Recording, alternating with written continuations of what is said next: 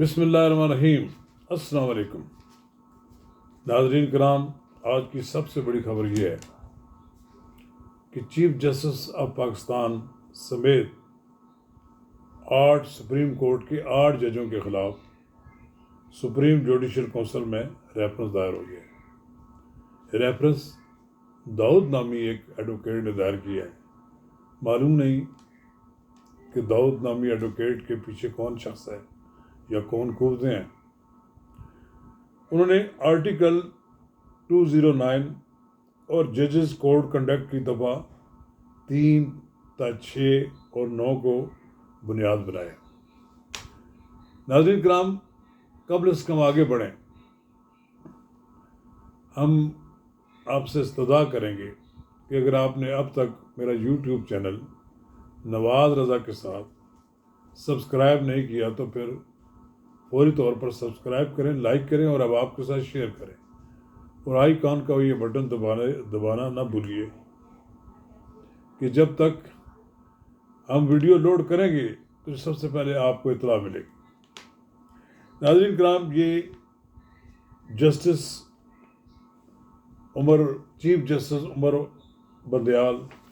Umar Ata Bandial, justice Ijazul Hasan, justice Munib Akhtar, justice Mazahar Naqvi, justice Mohammad Ali Mazhar, justice Ayesha Malik, justice Hasan Azhar और justice Shahid Waheed हैं जिनके खिलाफ रेफरेंस दायर किया गया।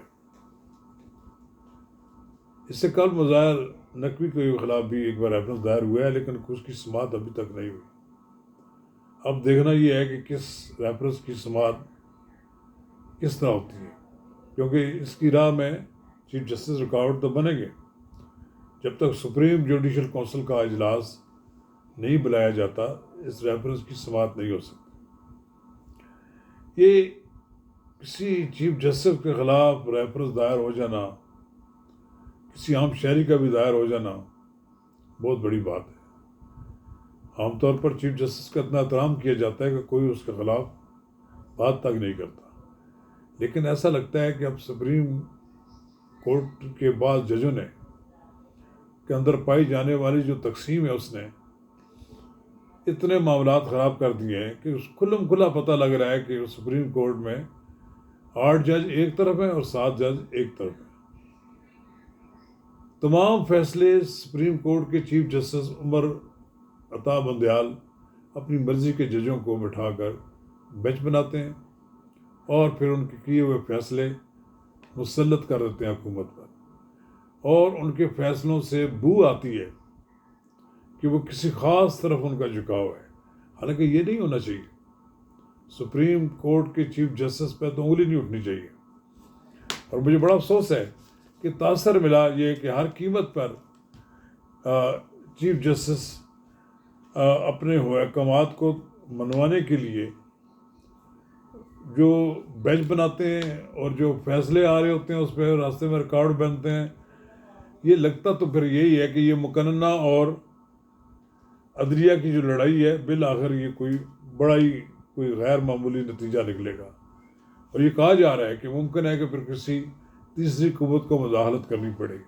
अगर रियासत के 2 बड़े सतून आपस में लड़ झगड़ रहे हो तो फिर यकीनन फिर तीसरी कुव्वत की मुदाखलत को कोई रोक नहीं सकता। अभी तक जनाब आसिफ अली जरदारी ने एक इंटरव्यू में, बड़ा तवील इंटरव्यू दिया है जियो के जनाब हामिद मीर को, तो बार बार उन्होंने सवाल किया कि 3 बार सवाल किया कि क्या ये समझते हैं कि कोई सारी बसात लपेट दी जाएगी। तो उन्होंने तो यही कहा है कि मैं जमहूरी क़ुव्वतों के साथ खड़ा हूँ और जमहूरियत इंशाअल्लाह ताला आइन और जमहूरियत की सरबुलंदी होगी। लगता तो ये है कि सुप्रीम कोर्ट का कोई हुक्म अब हुकूमत तस्लीम करने के लिए तैयार ही नहीं है, बल्कि टिट फॉर टैट है। वो जो हुक्म जारी करते हैं उसका उनको जवाब आ जाता है और वो नो जवाब होता है। अभी तो एक चीज़ ख़त्म नहीं होती, दूसरी चीज़ आ जाती है। कौमी असम्बली का इजलास ऐसा लगता है कि ابھی وہاں ملتوی کر کے 2 دن کے لیے گئے ہوں تو پتہ لگتا ہے کہ شام کو پھر تبدیلی آ گئی ہے کہ آج ہی اجلاس بلا لیا گیا. آج جمعے کو اجلاس شام کو بلایا گیا تو اس میں انہوں نے از خود نوٹس میں مزید ترامیم کر دی گئی.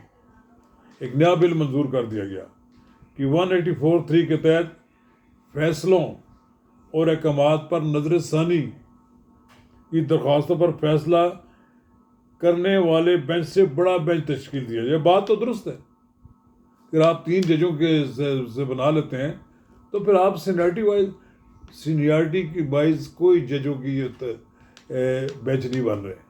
ایک مخصوص ججوں پہ بینچ بنا دیے جاتے ہیں اور پھر اپنی مرضی کے فیصلے لکھ کر ان سے دستخط کروا لیے جاتے ہیں. اور یہ تاثر ہے، اس تاثر کو دور کرنے کی ضرورت ہے. کاش کہ اتنے یہ فیصلے ٹرانسپیرنٹ ہوتے کہ آج ان پر جگہ جگہ کوئی تنقید نہ ہوتی. ایک پھر قومی اسمبلی میں قرارداد منظور ہو گئی ہے. سپریم کورٹ کے 8 رکنی بینچ کے حکم کے خلاف ایک قرارداد منظور ہوگی.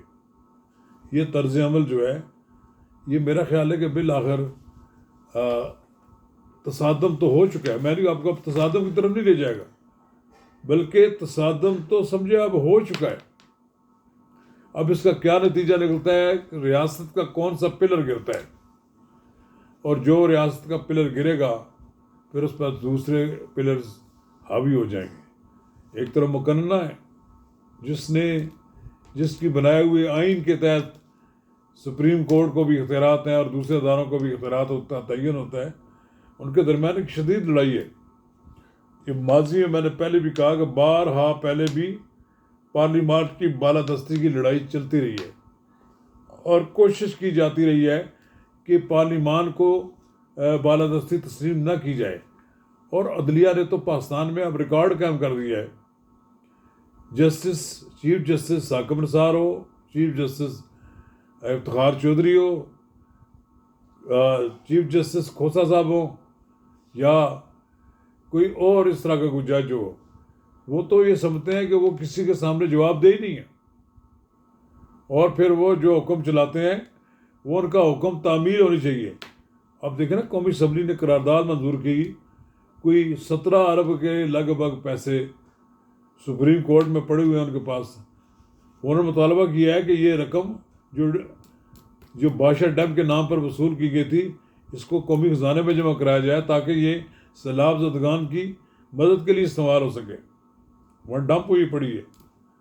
اب تو ججوں کی درمیان ہاتھا پائی کی بھی ویڈیو خبریں آنی شروع ہو گئی ہیں، جس کی سپریم کورٹ کے ترجمان نے اگرچہ وضاحت کی ہے کہ یہ ایسی خبر نہیں ہے، جھوٹی خبر ہے، لیکن سوچنے کی بات ہے کہ ایسی خبریں کیوں آ رہی ہیں. یہ افسوسناک امر ہے. سپریم کورٹ اس ملک کے لیے قابل احترام ہے. ججوں کا بھی کام یہ ہے کہ وہ اپنے احکامات کو تسلیم کروائیں اور عزت کروائیں. ایک ایسا وایا میڈیا ہونا چاہیے کہ جس میں ریاست کے دونوں ستون جو ہیں، تینوں ستون، بلکہ تینوں نہیں بلکہ چوتھا ستون جس کو ان ریٹن ہے وہ ہے ریاست پریس. یہ مقننہ، انتظامیہ، عدلیہ سب کو مل بیٹھ جانا چاہیے. اگر اب بھی نہ بیٹھے تو پھر کوئی تیسری قوت آ گئی تو پھر کوئی نہیں روک سکے گا.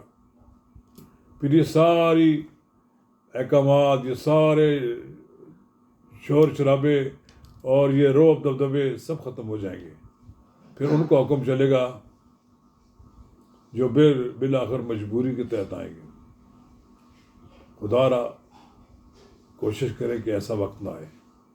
اگر ایسا وقت آیا تو اس میں سپریم کورٹ بھی ذمہ دار ہوگی.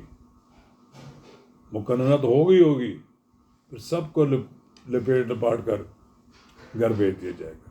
شکریہ.